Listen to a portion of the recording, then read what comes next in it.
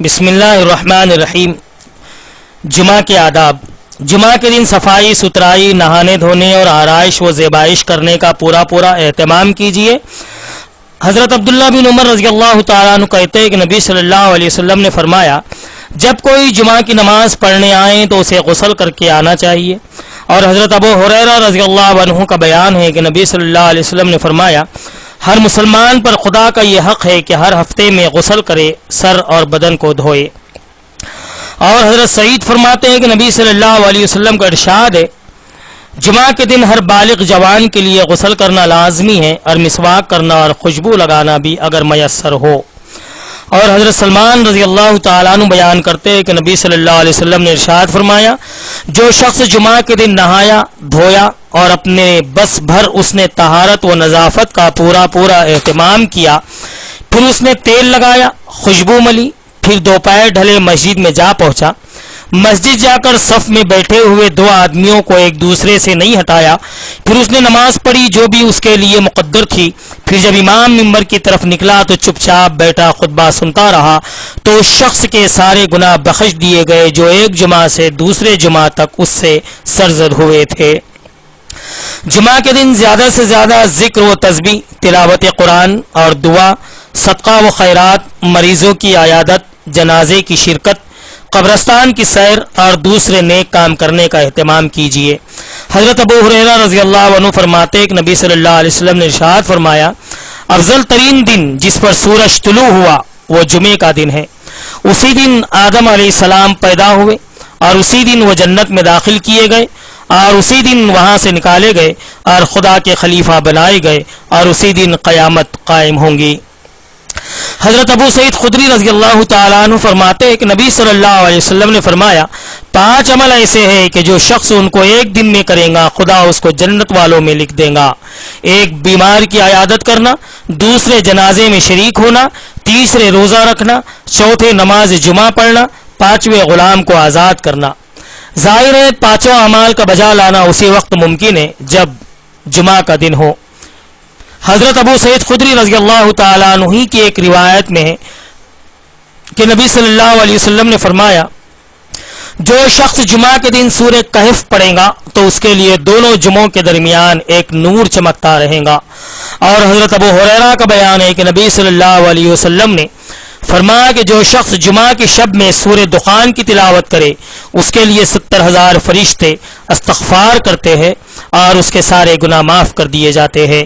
और नबी सल्लल्लाहु अलैहि वसल्लम ने फरमाया, जुमा के दिन में एक ऐसी मुबारक साअत है कि बंदा उसमें जो भी दुआ मांगता है वो कबूल होती है। ये साअत कौन सी है, इसमें उलमा के दरमियान इख्तिलाफ है, इसलिए कि ये रिवायत में मुख्तलिफ औकात का जिक्र है। अलबत्ता उलमा ने कहा है कि 2 कौल उसमें निहायत सही है। एक ये कि जिस वक्त खतीब खुतबे के लिए मिंबर पर आता है उस वक्त से लेकर नमाज ख़त्म होने तक का वक्त, और दूसरा कौल ये है कि वो घड़ी जुमा के दिन की आखिरी घड़ी है जब सूरज गुरूब होने लगे। मुनासिब ये है कि आप दोनों ही औकात निहायत अदब व आजिज़ी के साथ दुआ व फरियाद में गुजारे। जुमा की नमाज का पूरा एहतमाम कीजिए। जुमा की नमाज हर बालिग, सेहतमंद, मुकीम और होशमंद मुसलमान मर्द पर फ़र्ज है। अगर किसी मुकाम पर इमाम के अलावा 2 आदमी भी हो तो जुमा की नमाज ज़रूर पढ़े। नबी सल्लल्लाहु अलैहि वसल्लम का इरशाद है कि लोगों को चाहिए कि नमाज जुमा हरगिज़ तर्क ना करे वरना खुदा उनके दिलों पर मोहर लगा देगा, फिर हिदायत से महरूम होकर वो गाफिलों में से हो जाएंगे। हज़रत अबू हुरैरा रज़ी अल्लाह तआला अन्हु का बयान है कि नबी सल्लल्लाहु अलैहि वसल्लम ने इरशाद फरमाया कि जो शख्स नहा धोकर जुमा की नमाज पढ़ने के लिए मस्जिद में आया फिर उसने सुन्नत अदा की जो उसके लिए खुदा ने मुक़द्दर कर दी थी, फिर खामोश बैठा खुतबा सुनता रहा यहाँ तक कि खुतबे से फरागत हुई, फिर इमाम के साथ फ़र्ज अदा किए तो उसके एक जुमा से लेकर दूसरे जुमे तक के गुनाह माफ़ हो जाते हैं और 3 दिन के मजीद। हज़रत यजीद बिन मरियम फरमाते हैं कि मैं जुमा की नमाज के लिए जा रहा था कि रास्ते में हज़रत उबाया बिन रफ़ा से मुलाकात हुई। उन्होंने मुझसे पूछा, कहाँ जा रहे हो? मैंने कहा, नमाज जुमा पढ़ने जा रहा हूँ। फरमाया, मुबारक हो, तुम्हारा ये चलना खुदा की राह में चलना है। नबी सल्लल्लाहु अलैहि वसल्लम ने फरमाया کہ جس بندے کے پاؤں خدا کی راہ میں گرد آلود ہوئے اس پر آگ حرام ہے۔ جمعہ کی اذان سنتے ہی مسجد کی طرف دوڑ پڑیے، کاروبار اور دوسری مشغولیتیں ایک قلم بند کر دیجیے اور پوری یکسوئی کے ساتھ خطبہ سننے اور نماز ادا کرنے میں مشغول ہو جائیے، اور جمعہ سے فارغ ہو جائے تو پھر کاروبار میں لگ جائیے۔ قرآن مجید کا ارشاد ہے کہ یا ایھا الذین آمنوا اذا نودی للصلاۃ من یوم الجمعۃ فسعوا الی ذکر اللہ وذروا البیع ذالکم خیر لکم ان کنتم تعلمون فإذا قضیت الصلاۃ فانتشروا فی الارض وابتغوا من فضل اللہ واذکروا اللہ کثیرا لعلکم تفلحون۔ مومنوں، جب جمعہ کے دن نماز کے لیے اذان دے دی جائے تو جلد خدا کے ذکر کی طرف دوڑو اور خرید و فروخت چھوڑ دو۔ اگر تمہاری سمجھ میں آ جائے تو تمہارے حق میں یہی بہتر ہے۔ پھر جب نماز ہو چکے تو زمین میں اپنی اپنی مصروفیتوں کے لیے پھیل جاؤ اور خدا کے فضل میں سے اپنا حصہ ڈھونڈ لینے میں لگ جاؤ اور خدا کو خوب یاد کرو تاکہ تم فلاح پاؤ۔ ہدایات سے مومن کو جو ہدایتیں ملتی ہے وہ یہ ہے کہ مومن کو پورے شعور اور فکر کے ساتھ نماز جمعہ کا اہتمام کرنا چاہیے اور اذان کی آواز سنتے ہی سب کچھ چھوڑ کر مسجد کی طرف دوڑ پڑنا چاہیے۔ اذان سننے کے بعد مومن کے لیے یہ جائز نہیں کہ وہ کاروبار کرے یا کسی اور دنیاوی مشغولیت میں پھنسا رہے، خدا سے غافل دنیا دار بن جائے۔ مومن کی بھلائی کا راز یہ ہے کہ وہ دنیا میں خدا کا بندہ اور غلام بن کر رہے، اور جب بھی خدا کی طرف سے پکارا آئے تو وہ ایک وفادار اور اطاعتشیار غلام کی طرح اپنے ساری دلچسپیوں سے منہ موڑ کر اور سارے دنیاوی مفادات کو ٹھکرا کر خدا کی پکار پر دوڑ پڑے،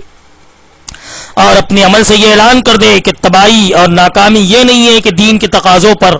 دنیاوی مفاد کو قربان کر دے، بلکہ ناکامی اور تباہی یہ ہے کہ آدمی دنیا بنانے کی دھن میں دین کو تباہ کر ڈالے۔ دنیا کے بارے میں یہ نقطہ نظر صحیح نہیں ہے کہ آدمی اس کی طرف سے آنکھیں بند کر لے اور ایسا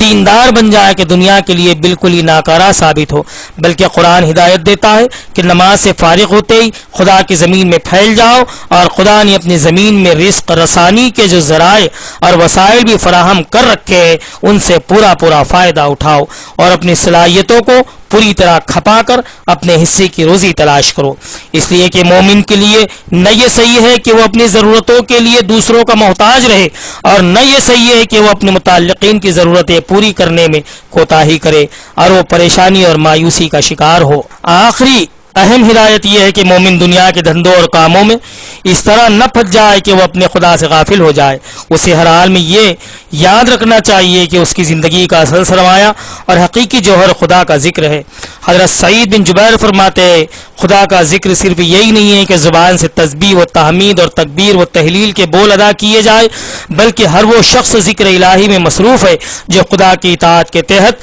اپنی زندگی کا نظام تعمیر کرنے میں لگا ہوا ہے۔ جمعہ کی نماز کے لیے جلد از جلد مسجد میں پہنچنے کی کوشش کیجیے اور اول وقت جا کر پہلی صف میں جگہ حاصل کرنے کا اہتمام کیجیے۔ حضرت ابو ہریرہ رضی اللہ تعالیٰ عنہ کا بیان ہے کہ نبی صلی اللہ علیہ وسلم نے فرمایا، جو شخص جمعہ کے روز نہایت اہتمام کے ساتھ اس طرح نہایا جیسے پاکی حاصل کرنے کے لیے غسل کرتے ہیں، یعنی اہتمام کے ساتھ پورے جسم پر پانی پہنچا کر خوب اچھی طرح بدن کو صاف کیا، پھر اول وقت مسجد میں جا پہنچا تو گویا کہ اس نے ایک اونٹ کی قربانی کی، اور جو اس کے بعد دوسری ساعت میں پہنچا تو اس نے گویا گائے یا بھینس کی قربانی کی، اور جو اس کے بعد تیسری ساعت میں پہنچا تو گویا اس نے سینگ والا مینڈا قربان کیا، اور جو اس کے بعد چوتھی ساعت میں پہنچا تو گویا اس نے خدا کی راہ میں ایک انڈا عطا کیا۔ پھر جب خطیب خطبہ پڑھنے کے لیے نکل آیا تو فرشتے مسجد کا دروازہ چھوڑ کر خطبہ سننے اور نماز پڑھنے کے لیے مسجد میں آ بیٹھتے ہیں۔ اور حضرت عرباز بن ساریہ بیان کرتے ہیں کہ نبی صلی اللہ علیہ وسلم پہلی صف والوں کے لیے 3 بار استغفار فرماتے تھے اور دوسری صف والوں کے لیے 1 بار۔ اور حضرت ابو ہریرہ رضی اللہ تعالیٰ عنہ کہتے ہیں کہ لوگوں کو پہلی صف کا اجر و ثواب معلوم نہیں ہے. اگر پہلی صف کا اجر و ثواب معلوم ہو جائے تو لوگ پہلی صف کے لیے قرآن اندازی کرنے لگے. جمعہ کی نماز جامع مسجد میں پڑھیے اور جہاں جگہ مل جائے وہیں بیٹھ جائیے. لوگوں کے سروں اور کندھوں پر سے پھان پھان کر جانے کی کوشش نہ کیجیے. اس سے لوگوں کو جسمانی تکلیف بھی ہوتی ہے اور قلبی کفت بھی، اور ان کے سکون، یکسوئی اور توجہ میں بھی خلل پڑتا ہے. حضرت عبداللہ بن عباس بیان فرماتے ہیں کہ نبی صلی اللہ علیہ وسلم کا ارشاد ہے کہ جو شخص پہلی صف کو چھوڑ کر دوسری صف میں اس لیے کھڑا ہوا کہ اس کے بھائی مسلمان کو کوئی تکلیف نہ پہنچے تو خدا تعالیٰ اس کو پہلی صف والوں سے 2 گنا اجر و ثواب عطا فرمائے گا. حضرت سلمان فرماتے ہیں کہ نبی صلی اللہ علیہ وسلم نے ارشاد فرمایا جو شخص جمعہ کے دن نہایا، دھویا اور اپنے بس بھر اس نے پاکی اور صفائی کا بھی اہتمام کیا، پھر تیل لگایا، خوشبو لگائی اور دوپہر ڈھلتے ہی مسجد میں جا پہنچا اور 2 آدمیوں کو ایک دوسرے سے نہیں ہٹایا، یعنی اس نے ان کے سروں اور کندھوں پر سے پھاننے، صفوں کو چیر کر گزرنے یا 2 بیٹھے ہوئے نمازیوں کے بیچ میں جا بیٹھنے کی غلطی نہیں کی، بلکہ جہاں جگہ ملی وہیں خاموشی سے نماز سنت وغیرہ ادا کی جو بھی خدا نے اس کے حصے میں لکھ دی تھی. پھر جب خطیب منبر پر آیا تو خاموش بیٹھا خطبہ سنتا رہا تو ایسے شخص کے وہ سارے گناہ بخش دیے گئے جو ایک جمعہ سے لے کر دوسرے جمعہ تک اس سے سرزد ہوئے. خطبہ نماز کے مقابلے میں ہمیشہ مختصر پڑھیے، اس لیے کہ خطبہ اصلاً تذکیر ہے جس میں آپ لوگوں کو خدا کی بندگی اور عبادت پر ابھارتے ہیں، اور نماز نہ صرف عبادت ہے بلکہ سب سے افضل عبادت ہے. اس لیے یہ کسی طرح صحیح نہیں کہ خطبہ تو لمبا چوڑا دیا جائے اور نماز جلدی جلدی مختصر پڑھ لی جائے. نبی صلی اللہ علیہ وسلم کا ارشاد ہے کہ نماز کو طول دینا اور خطبے کو مختصر کرنا اس بات کی علامت ہے کہ خطیب سوجھ بوجھ والا ہے، پس تم نماز لمبی پڑھو اور خطبہ مختصر دو. خطبہ نہایت خاموشی، توجہ، یکسوئی، آمادگی اور جذبہ قبولیت کے ساتھ سنیے اور خدا اور رسول کے جو احکام معلوم ہو ان پر سچے دل سے عمل کرنے کا ارادہ کیجیے. نبی صلی اللہ علیہ وسلم کا ارشاد ہے جس شخص نے غسل کیا، پھر نماز جمعہ پڑھنے آیا اور آ کر اپنے مقدر کی نماز پڑھی، پھر خاموش بیٹھ کر نہایت توجہ اور یکسوئی کے ساتھ خطبہ سنتا رہا یہاں تک کہ خطیب خطبے سے فارغ ہوا، پھر اس نے امام کے ساتھ فرض نماز ادا کی تو اس کے وہ سارے گناہ بخش دیے گئے جو اس سے ایک جمعہ سے دوسرے جمعہ تک سرزد ہوئے، بلکہ 3 دن کے مزید گناہ بھی بخش دیے گئے. ایک دوسری روایت میں کہ جب خطیب خطبہ دینے کے لیے نکل آئے تو پھر نہ کوئی نماز پڑھنا درست ہے اور نہ بات کرنا درست ہے. دوسرا خطبہ عربی میں پڑھیے، البتہ پہلے خطبے میں مقتدیوں کو کچھ خدا اور رسول کے احکام، ضرورت کے مطابق کچھ نصیحت و ہدایت اور تذکیر کا اہتمام اپنی زبان میں بھی کیجیے. نبی صلی اللہ علیہ وسلم نے جمعہ میں جو خطبے دیے ان سے یہی معلوم ہوتا ہے کہ خطیب حالت کے مطابق مسلمانوں کو کچھ نصیحت و ہدایت دے، یعنی جمعہ کے خطبے میں، اور یہ مقصد اسی وقت پورا ہو سکتا ہے جب خطیب سامعین کی زبان میں ان سے خطاب کرے. جمعہ کے فرضوں میں سورہ اعلیٰ اور الغاشیہ پڑھنا یا سورہ منافقون اور سورہ جمعہ پڑھنا افضل ہے اور مسنون ہے. نبی صلی اللہ علیہ وسلم اکثر یہی صورتیں جمعہ کی نماز میں پڑھا کرتے تھے. جمعہ کے دن کثرت سے نبی صلی اللہ علیہ وسلم پر درود و سلام بھیجنے کا خصوصی اہتمام کیجیے. نبی صلی اللہ علیہ وسلم کا ارشاد ہے کہ جمعہ کے دن مجھ پر کثرت سے درود شریف بھیجا کرو. اس روز درود میں فرشتے حاضر ہوتے ہیں اور یہ درود میرے حضور پیش کیا جاتا ہے.